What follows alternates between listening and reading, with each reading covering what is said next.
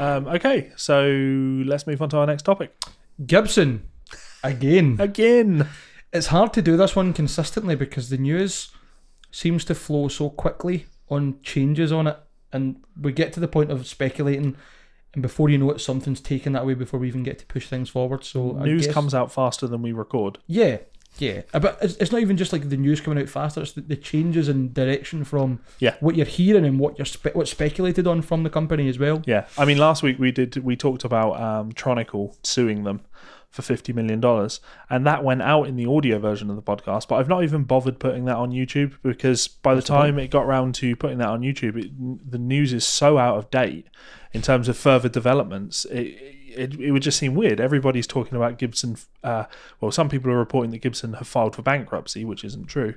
Filed for Chapter 11 under bankruptcy. Yeah. Point is, the word bankruptcy is out there now. We had planned to talk about Gibson had responded to the Tronical lawsuit, and it was a great, really interesting read where Gibson's lawyers were pretty confident that actually this is a PR stunt. We're 100% safe on this. We're really confident we're going to win this. In fact, we're going to countersue. I thought that was going to be a fun thing to watch unfold. That would have been fantastic to watch. Imagine two companies. I mean, Gibson's huge. I don't know how big Tronical are in comparison, but two large companies in the music industry, in the public image, basically fighting over fucking money, like fucking bickering like children over a failed business deal that hasn't even failed. Yeah. So it would have been insane, but well, it will still happen. It will still happen. Yeah, but for because now, Tronical have filed a lawsuit, and Gibson will have to defend that lawsuit. So, So what has happened with Gibson this week? Gibson has filed for Chapter 11 protection from bankruptcy, which basically means there is going to be, I think, all the shareholders are basically going to be bought out. Is that correct? And Henry's going to be booted out of his seat eventually. In place for a leaner and more intelligently strategized business model. Therefore, they've got rid of all the digital parts of it and all the home entertainment and audio shit that Gibson had no right to be touching because they can't even get guitars right at the moment, in my opinion, before we get fucking sued. But apparently they're now focusing on keeping the guitar side of it and the musical instrument retail side alive, and what was it they said? Still delivering world-class customer service and quality instruments. Yeah, because since when? Obviously, when the word bankruptcy came out, still today we were looking up, things to talk about, and we found a lot of websites saying, Gibson have filed for bankruptcy, which isn't true. They filed for bankruptcy protection from bankruptcy. Yeah. Because of their legacy and heritage, they are the sort of company that if there is a solution to this, it's in everyone's interest to find that solution. Because I shake my arms around and go woohoo, like I'm celebrating Gibson being in financial trouble. I'm not celebrating Gibson being in financial trouble. I think it would be a terrible shame if Gibson went under. What I feel is that it's a nice, like, when you do something bad, you deserve a slap on the arse for it. And Gibson have consistently done bad things, and Henry just keeps getting away with it. He keeps doing things that, not unethical things, but just stupid things. And not listening to anyone outside of his own echo chamber, to use the shitty terminology of the internet. Yeah. But that's exactly what's happening. People, customers, the consumers of his products are literally saying in their hundreds and thousands, this is shit, what the fuck are you doing? And there's fucking things going on, like obviously one of your more popular videos, the fucking potentially broken headstock guitars on the advertised on their website as their models, showing off the fucking guitars, and it's probably still up there. In fact, let's do a social experiment. No, they all got changed. Oh, yeah. Let's just see if it's still there. Yeah, because I had to update that. That is my most popular video. It's about to get 100,000 views. Good. And yeah, there is a pinned update on there because Gibson must have seen it. Someone at Gibson must have seen it because a couple of days after my video went out, the photos got changed. Good. So I had to post an update saying, I can assure you the photos were there, but they have been changed, and here's an archived version of the website with those pictures there. So. But that fits in perfectly to what we're saying, like them not listening to customers and consumers. That wasn't because they thought, I mean, maybe we'll need to double check that. That was damage control, because Gibson have went, we haven't listened to anyone. Those pictures have been putting up. Someone's probably said within the Gibson camp, by the way, those guitars are damaged. Can we really put these up? And someone else has made the decision to go, fuck it, put them up. Who cares? No one's going to notice. Or it could even have been, we'll get that fixed in the editing True, stage, yeah, and post. it just didn't get done. But yeah, it has been done now. So. Either way, for it to happen twice is fucking scandalous. I don't want to see Gibson go bust. We But want to see them back to strength and actually doing things right. I want to see Henry go bust. I want to see, but that never happens. It just never happens. I was watching. You don't want to see a man go bust. You don't. You want to see him taken from that position. This is the point. What I'm getting at. He won't go bust. I just want him to lose his position. I don't want him to lose his life or anything, but I want the shame that comes with having fucked something up. But in big corporate situations like that, it just doesn't happen. I follow a YouTube channel called Today I Found Out. I think this was on the Today I Found Out YouTube channel, and it talked about a time where Coca-Cola introduced or were planning on introducing vending machines that charge more in hot weather. Yeah, just crazy. But when you think about it, companies do kind of do that, but they spin it round in an opposite way of looking at things. Oh, aye. We don't charge more for umbrellas when it's raining. We just charge less for them when it's sunny, kind of thing. I've pointed this out a few times to people talking about, you'll get it cheaper if you do this. Like, you're not getting it cheaper because of this. It's more expensive because of that. Yeah. You're not understanding that the company aren't charging you less as a favour to you. Their price is that, and then they're adding something else on because they can be predatory about it. Yes. And they're just very clever at how they market that. Yeah. And to be fair, like just in business in general, companies that do one-off jobs for people, like builders. Here's a great example. A builder will charge you what he thinks you can afford to pay. Oh, aye. Yeah, that's right. It's just the way it's done. And I don't even see anything unethical about that. I have my price list of what I roughly charge people for transcription work. If someone is extremely well off, they are paying that. Whereas if I look at someone I know, and I know they aren't financially well off, then I'll take a hit and just lower my price for them, because maybe it's a job I'm interested in. Maybe it's a Jerry Reed transcription or something. Well, that's the beautiful thing of your work. You can decide whether it's you're going to get something else from it as well, or whether it's just all financial gain. Yeah. The reason I mentioned this is so the CEO, someone high up at Coca-Cola, they were thrown out of their position for this terrible, terrible mishap. Really? Yep, they still, I think, left with like $130 million pay package. Oh, it happens not even just in the music industry, as you say, it's just business in general. Yeah. The chap that folded British Home Stores, walking away with all his money, while everybody who had their pensions and their savings plans and all that kind of stuff got literally pennies to the pound in compensation. My mum and dad used to do the putting money away vouchers for catalogue, like the hamper stuff for Christmas. Yep. And they got fucked over by, I can't remember which company it was that folded years and years ago. I was still quite young. And I think of the thousands of pounds they put away, or hundreds of pounds, I think they maybe get less than £100 back. But no doubt in my mind, everybody that was at the top of that company would have been easily taking money back out it. And you also get, we were talking about someone not that long ago who was offering, we'll do this 40% off if you pay right away, and went into liquidation a few days later. I don't remember exactly what the example was. It doesn't matter, but the point being, that's just business. Yeah. Yeah. Whether it's good or bad, ethical or unethical, that is business. Yep. And if a business's sole purpose is to make money and grant revenue and look after the people at the top, then there's going to be things that cause that. Yep. Yeah, totally. An example that springs to mind is like Game, the retail store. When they went into administration, when did they go? Years ago now. It was when Mass Effect 3 came out, so a long time ago. They knew, the staff knew in advance what was going to happen, but they're not going to turn away customers.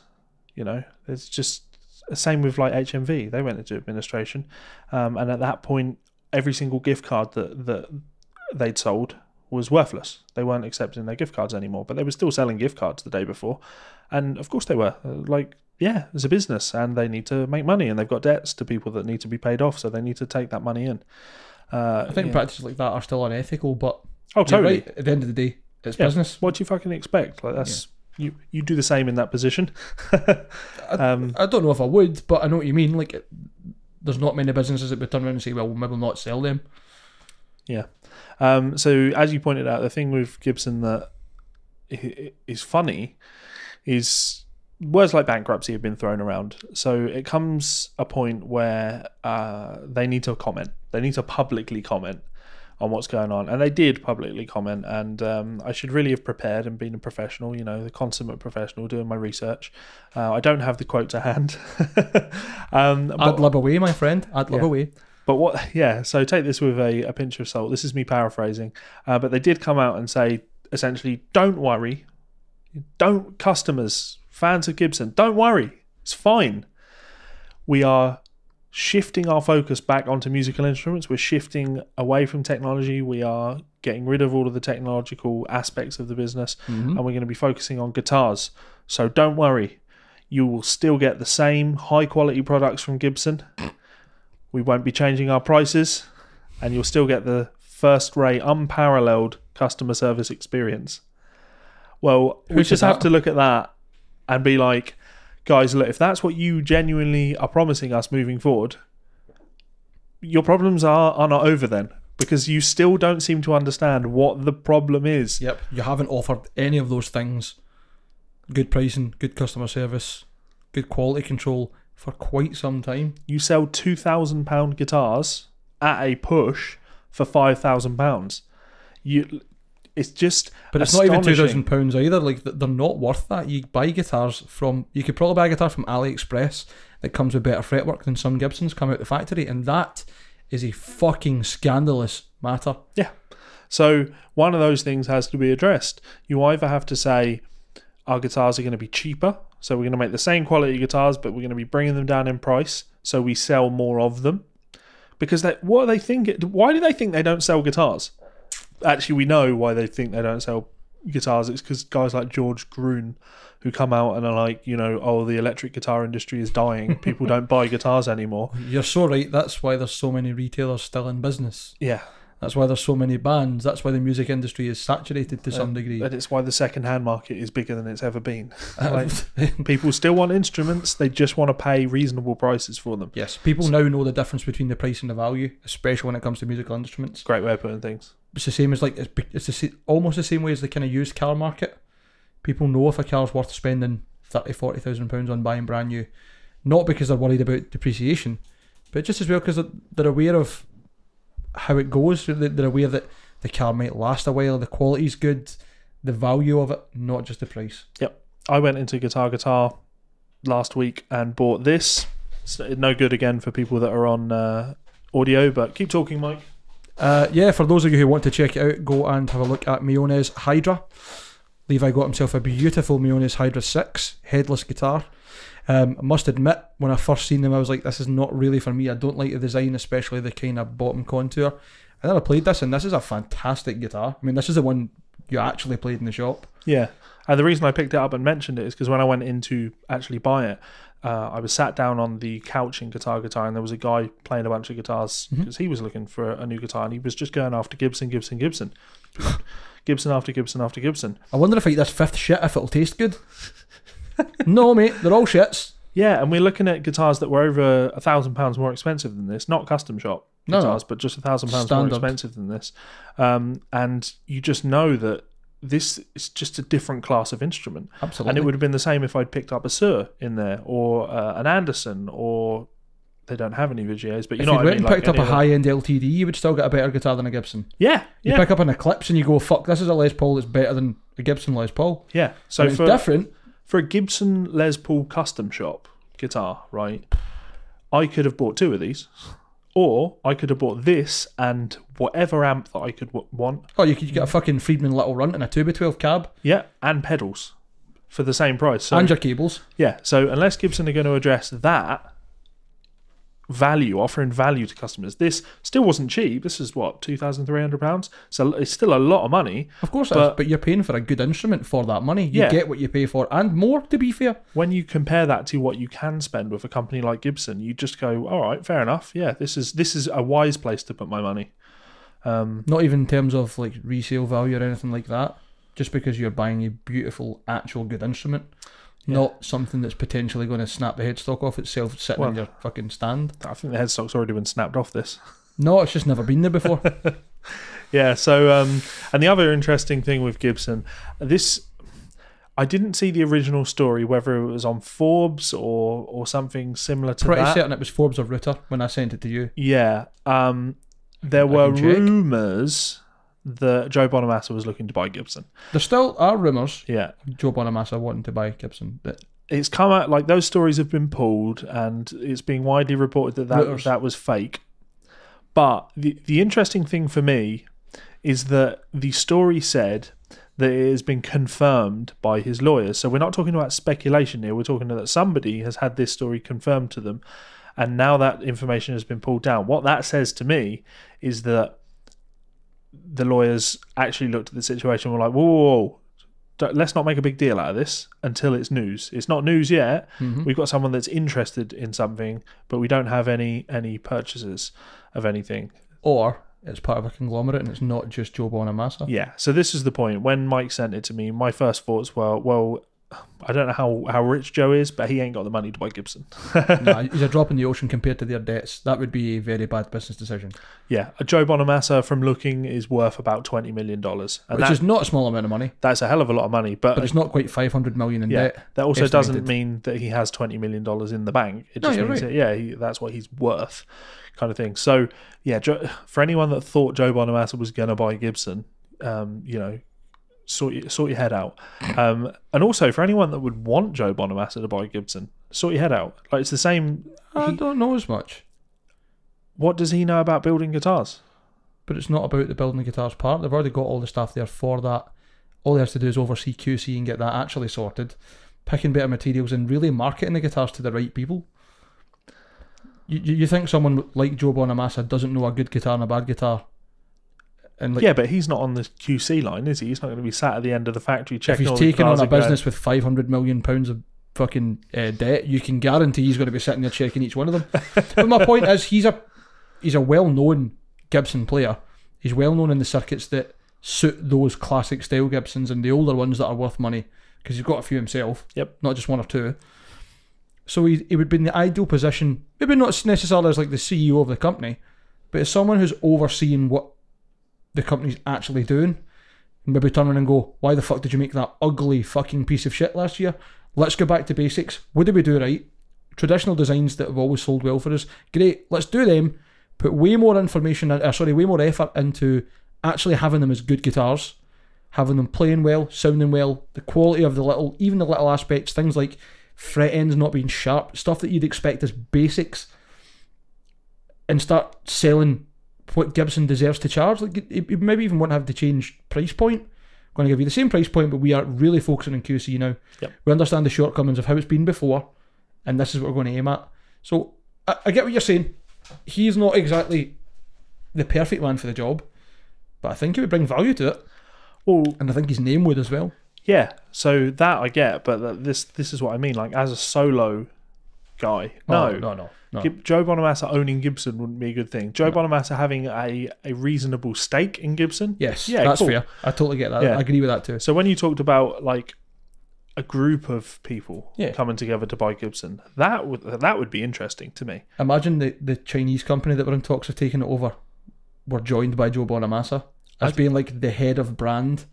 I got even better than that. Imagine Joe Bonamassa is currently going round and hitting up Slash and everybody who's Kirk known Hammett for playing Gibson stuff. All of these guys that, to be fair, rely on Gibson. Like, that's a big part of. I think Kirk Hammett does. He's always been ESP for signatures. The only Gibson I can think of is the Peter Green one that you bought, and that was second hand. I threw that out, the Kirk Hammett thing, just because of that guitar. And also because he's got a lot of money. But that is also to do with the heritage of the brand as well, because that guitar's not worth anything if the brand's not worth anything. Yeah. The history of the guitar won't matter if Gibson are shit, we want to put them in the bin. Well, this is... Let's move on from that and do this last little thing that I didn't respond to Kendo about this on Facebook. I saw that you did. A lot of people have been speculating, what's going to happen to the value of Gibson. Nothing. Absolutely nothing's going to change.